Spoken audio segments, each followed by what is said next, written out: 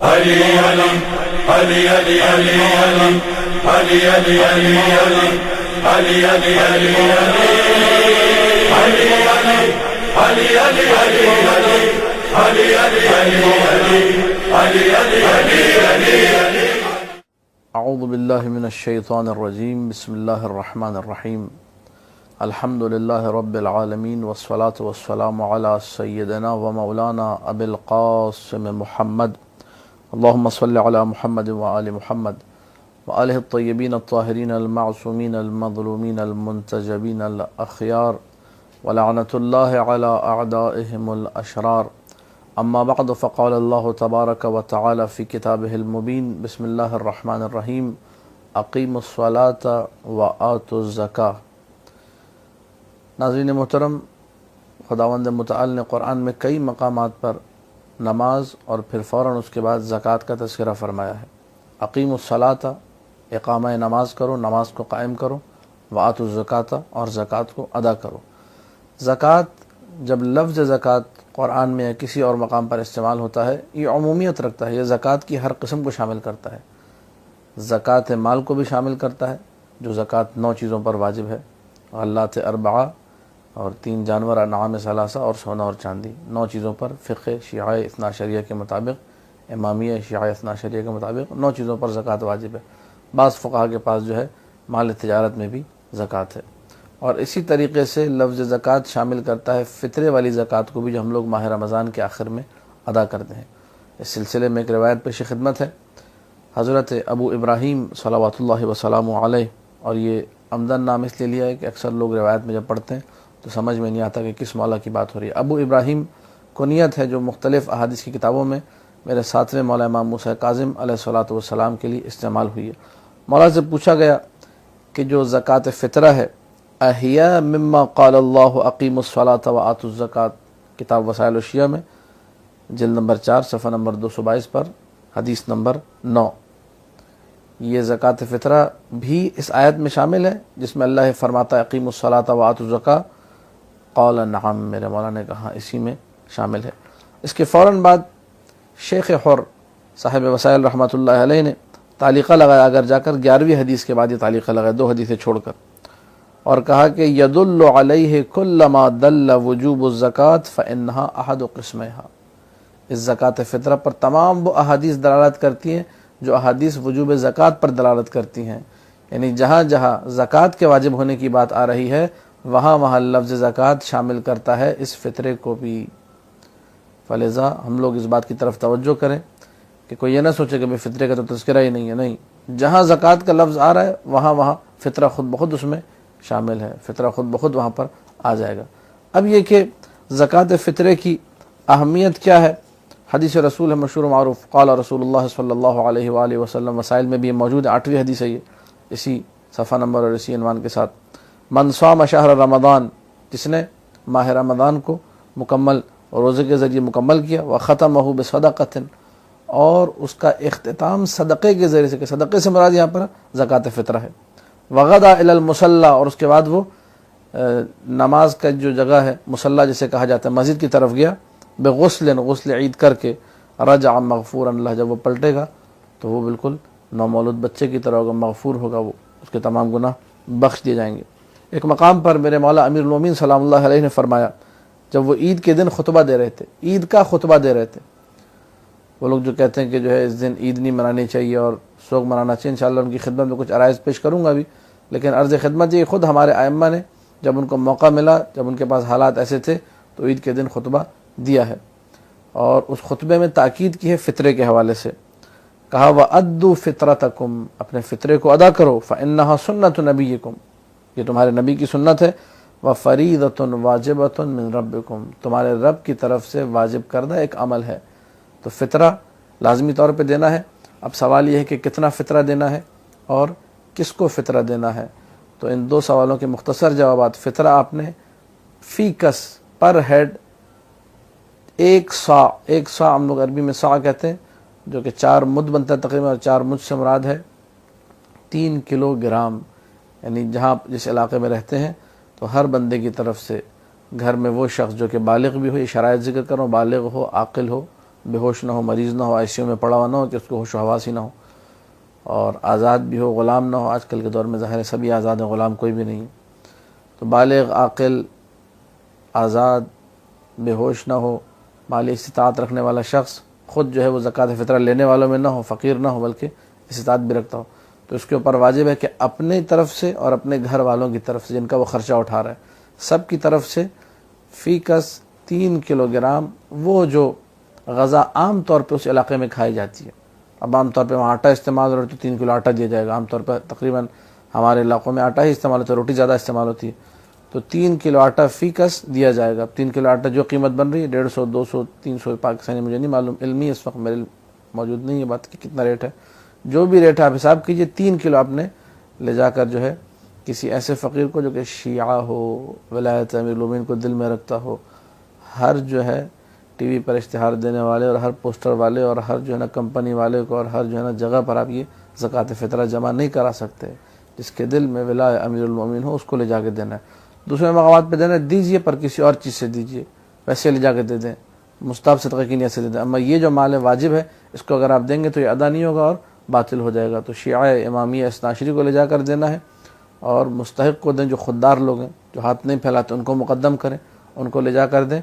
اور اس فطرے کی جو ہے واجب ترین جو عبادت ہے، اس کے ذریعے سے ماہ رمضان کے روزے قبول ہوتے ہیں. بعض روایت میں اس کو عمل صالح کہا گیا. وہ عمل صالح جس کی وجہ سے ماہ رمضان کے روزے قبول ہو جائیں گے. مولا سے پوچھا گیا مولا یہ عمل صالح کیا ہے؟ کہا فطرہ.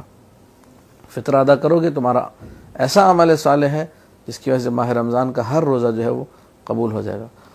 عید فطر جو ہے، جو اگلا عید کا دن آ رہا ہے، اس عید کے دن کو ہم لوگ کوشش کریں کہ خوشی سے منائیں.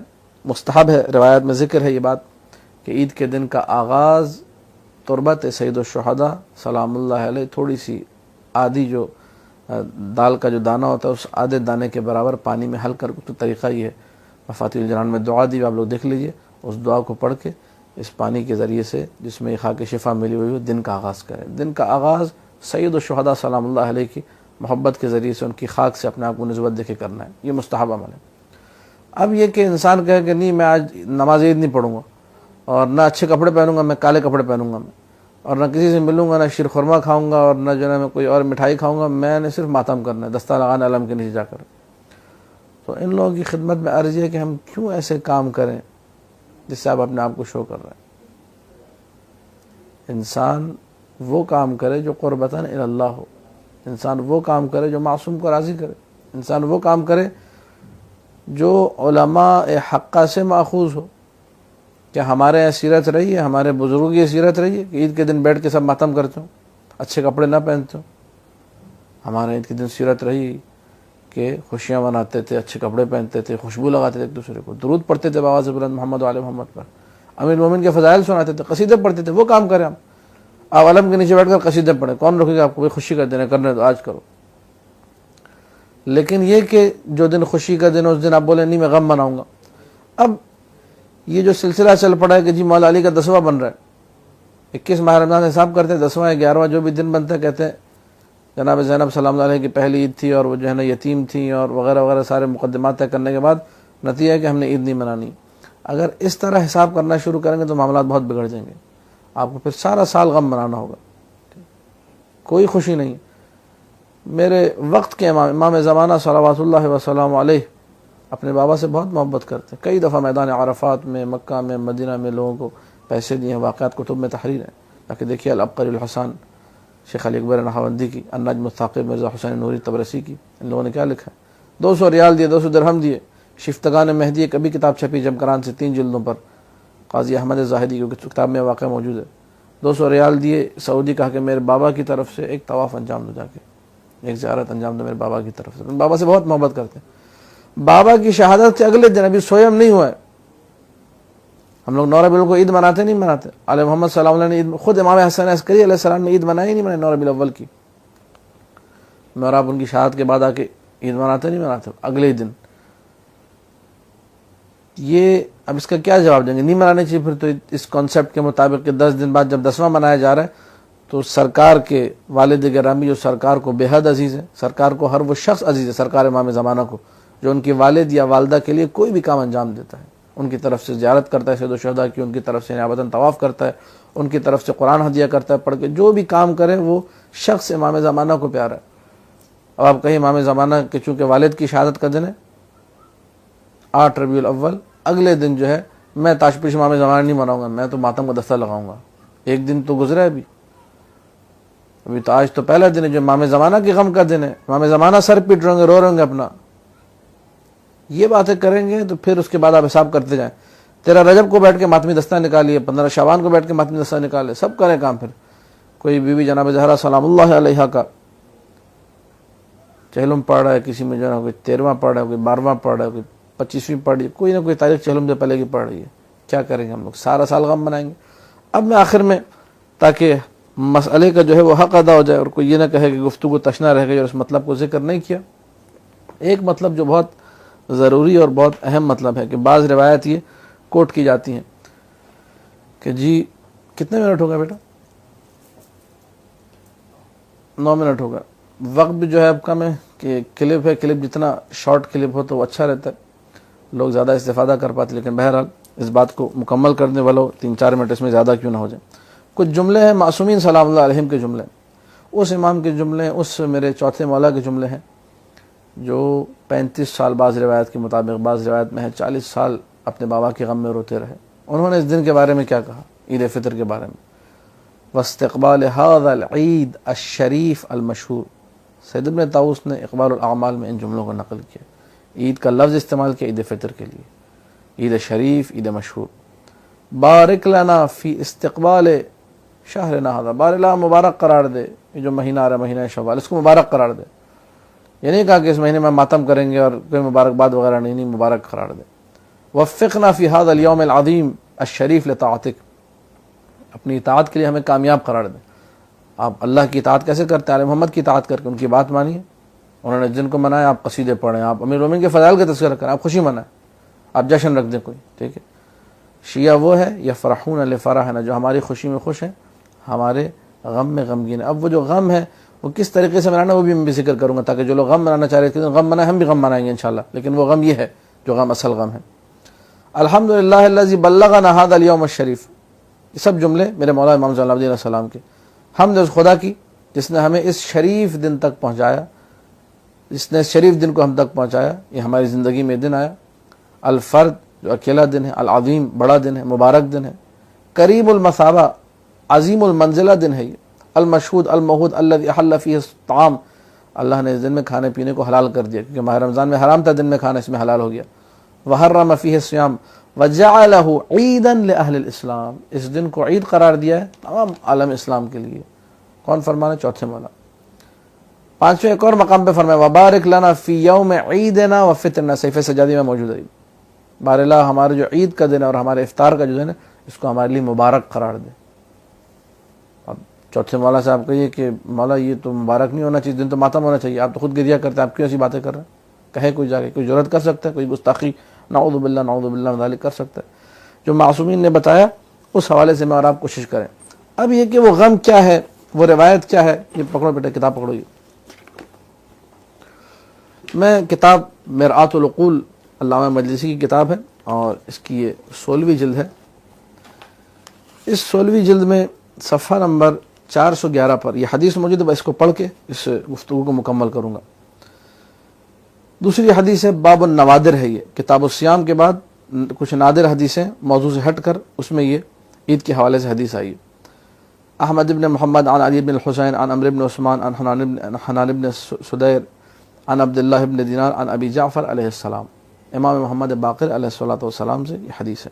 قال یا عبداللہ، عبداللہ ابن دینار سے کہا ما من عید. اچھا میں سند پہ کوئی گفتگو نہیں کر رہا، ضعیف ہے معتبر ہے کیا ہے. علامہ جو ہے مجلسی نے جو قول مشہور نقل کیا اولا تو حدیث ضعیف ہے، واضح لکھا نہیں چاہیے الحدیث الثانی مجہول. ابھی ہم لوگ سند پہ بات ہی نہیں کر رہے، ہم لوگ سند سے غض نظر اور قطع نظر کر کے گفتگو کر رہے ہیں. یا عبداللہ، اے عبداللہ ابن دینار، ما من عید للمسلمین اضحی ولا فطر. کوئی عید نہیں ہے مسلمانوں کے لیے. آپ تو فطر کی نفی کر رہے ہیں، وہ کہہ رہے ہیں بقرعید بھی کوئی عید نہیں. امام نے خود فرمایا مسلمانوں کی کوئی عید نہیں ہے، نہ اضحیٰ نہ فطر، الا مگر یہ کہ وہ عید ایسی ہوتی ہے جس میں آل محمد کا غم تازہ ہو جاتا ہے. الا وهو یجدد لآل محمد فیہ حزنا. وہ دن آل محمد کے لیے حزن و غم و اندوہ کو تازہ کر دیتا. غور سے سماعت فرمائیے. قلت تو راوی کہتا عبداللہ بن میں نے مولا سے پوچھا وَلِمَاذَا، مولا ایسا کیوں؟ قال لأنهم يرون حقهم في يد غيرهم، کیونکہ یہ اپنے حق کو کسی دوسرے کے ہاتھ میں دیکھتے ہیں. اب دو جملے اور سماعت فرمائیں، آپ کی زحمت تمام. علامہ مجلسی رحمۃ اللہ علیہ، جس نے تشیع کی عجیب خدمت کی اپنی کتاب بحار الانوار کے ذریعے سے، اور بحار الانوار کو مکمل کرنے کے بعد یہ کتاب مرآت العقول کو تحریر فرمایا ہے بحار الانوار کے مؤلف نے، جس کی عجیب نگاہ روایت پر اس کے جملے ہیں. کیوں ہر عید کے دن امام کا غم تازہ ہو رہا ہے؟ پانچویں مولا فرما رہے ہیں کہ کوئی عید ایسی نہیں آتی. جمعے کے دن عید ہے، ٹھیک ہے، اضحیٰ عید ہے، فطر عید ہے، جتنے عید کے دن ہے ہمارا غم و اندو، ہمارا حزن تازہ ہو جاتا ہے. مولا یہ کون سا حزن ہے؟ علامہ مجلسی کی شرح سماعت فرمائیے. فرماتے ہیں علامہ مجلسی لأن العید انما وضع، عید کا دن اس لیے کہلاتا ہے کہ لوگ سارے امام کے قریب جائیں. سلام ہے میرا ان لوگوں کو جو عید فطر یہاں پہ کربلا میں مناتے ہیں. عید فطر آ کر حرم امیر المومنین میں مناتے ہیں، سامرہ میں مناتے ہیں، امام زمانہ کے سرداب میں مناتے ہیں، اپنی عید فطر کو کاظمین میں مناتے ہیں، مشہد امام رضا میں مناتے ہیں، مدینہ میں جا کر مناتے ہیں اپنی عید کو، کہ میں آل محمد کو سلام کروں گا. آل محمد کا قرب میرے لیے سب سے بڑی عید ہے. یہ علامہ مجلسی کی بھی جملہ ہے. عید کو رکھا اس لیے گیا کہ سارے لوگ رجوع کریں کس کی طرف؟ اپنے وقت کے امام کی طرف، اور اس سے اپنے دین کو سیکھیں، اس سے اپنے معالم کو سیکھیں. جب ائمہ یہ دیکھتے ہیں کہ ساری جو باطل حکومتیں وہ برسر کار ہیں وہی کام کر رہی ہیں اور لوگوں کو دین سے دور کر رہی ہیں، گمراہ کر رہی ہیں، میں عربی کا ترجمہ کر رہا ہوں جلدی جلدی، تو وہ اس باعث ائمہ محزون ہوتے ہیں. ورنہ امام کیوں محزون ہوگا؟ امام کو کیوں غم اندو ہوگا؟ امام کا غم و اندو اس وجہ سے ہے کہ لوگ ہمارے پاس نہیں آ سکتے، لوگ ہم سے دور ہیں.